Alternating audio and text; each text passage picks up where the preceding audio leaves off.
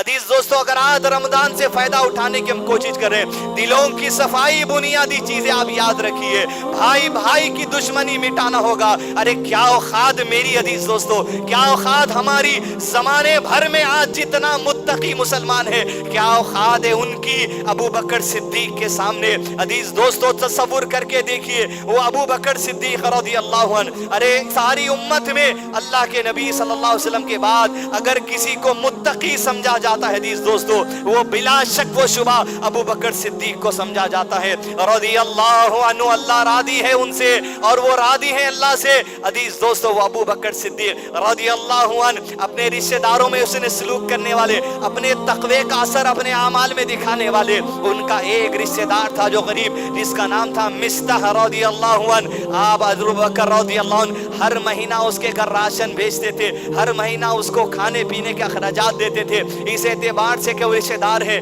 یہ تقوی ہے عزیز دوستو، جب بات ماحول میں آتے ہیں ہم، اس کا اثر ہونا چاہیے جیسے صحابہ میں تھا، لیکن ہوا یہ اما عائشہ صدیقہ رضی اللہ عنہ پر منافقین نے تہمت لگا دی، نعوذ باللہ زنا کی۔ اس باتوں میں آ کر مصطح بھی شامل ہو گئے اور کہا نعوذ باللہ عائشہ نے زنا کا ارتکاب کر لیا ہے۔ ابو بکر رضی اللہ عنہ کو بڑی انتہائی تکلیف ہوئی، ارے میرے احسان جس کے اوپر ہے، ارے میری بیٹی کو، میری گھر کی عزت کو بدنام کرتے پھر رہا ہے۔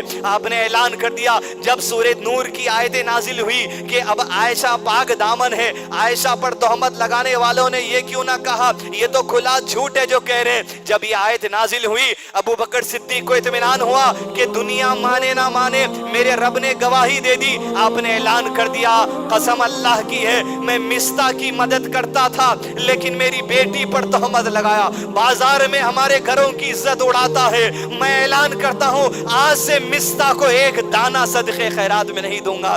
ادھر پہلی والی آیتوں میں اما عائشہ کے عظمت اور آپ کی عزت کے بارے میں نازل ہوئی، ادھر اطمینان ہوتے اعلان ہوا، ادھر ابو بکر کی زبان سے بات نکلی، عرش سے آسمان سے آیت کا نزول ہوتا ہے۔ اللہ نے ارشاد فرمایا یا ابو بکر سے مخاطب کرتے ہوئے وَلَا يَأْتِلُوا أُولِي الْفَضْلِ مِنْكُمْ وَالسَّعَةِ أَنْ يُؤْتُوا أُولِي الْقُرْبَى وَالْمَسَاكِينَ وَالْمُهَاجِرِينَ فِي سَبِيلِ اللَّهِ۔ ارے مال میں جس کو اللہ نے فضل عطا کر دیا ہے، رحمتیں برکتیں عطا کر دی ہیں، ارے تم یوں کیوں کہتے ہو تم مسکینوں کی مدد نہیں کرو گے، تم غریبوں کی مدد نہیں کرو گے، تم فقراء کی مدد نہیں کرو گے؟ کیا اعلان کر رہے ابو بکر وَلْيَعْفُوا وَلْيَصْفَحُوا أَلَا تُحِبُّونَ أَن يَغْفِرَ اللَّهُ لَكُمْ وَاللَّهُ غَفُورٌ رَحِيمٌ۔ کیا بات ہے ابو بکر، زمانہ آپ کو دیکھ رہا ہے، صدقے خیرات کرنے والے آپ پر ناز کرتے ہیں۔ ابو بکر کیا تم نہیں چاہتے کہ اللہ کے دربار میں جب پہنچو اللہ تم پر رحم کر دے؟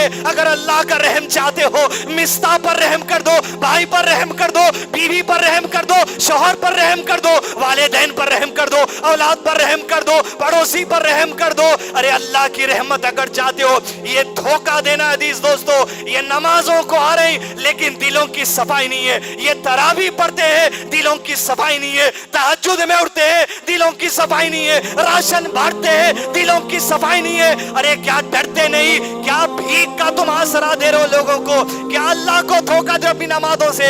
ارے اللہ کی مغفرت تو وہاں ملنے والی ہے عزیز دوستو۔ وہ فیصلے جو قبر سے شروع ہو جائیں گے، قبر کے عذاب کی شکل میں آ سکتے ہیں، برزخ کی زندگی تک ہو کر آ سکتے ہیں۔ ارے عزیز دوستو خنترا تو دور کی بات ہے، اگر گریبان تمہارا پکڑ لے گا تمہارا بھائی، تمہاری بیوی، تمہارا شوہر، تمہاری اولاد، تمہارے والدین، تمہارا پڑوسی، عزیز دوستو سارا تقوی تمہارا ایک طرف رہ جائے گا۔ جو کمائے اللہ کے نبی صلی اللہ علیہ وسلم نے کہا اس کے تقوی کی نیکیاں نکال کے ڈال دی جائے گی، اس کے کھاتے میں ڈال دی جائے گی، یہ سارا تقوی چلا جائے گا۔ کماؤ، خوب کماؤ عزیز دوستو، میں بھی کماؤں آپ بھی کمائیں، دوڑ لگائیں، لیکن یہ تقوی کیا بیوی کے لیے جمع کر رہی، یہ تقوی کیا پڑوسی کے لیے جمع کر رہی، یہ تقوی کیا باپ کو بانٹنے تیار کر رہی؟ ارے قیامت کے دن جن کے حق دنیا میں ادا نہیں کیے جائیں گے یہی تمہاری نیکیاں ہوں گی، ان کے حق میں ڈال دیے جائیں گے۔ لعلکم تتقون۔ دھوکہ ہے آج تقوی کے نام پر عزیز دوستو، جب تک کہ دلوں کی صفائی نہیں ہوتی۔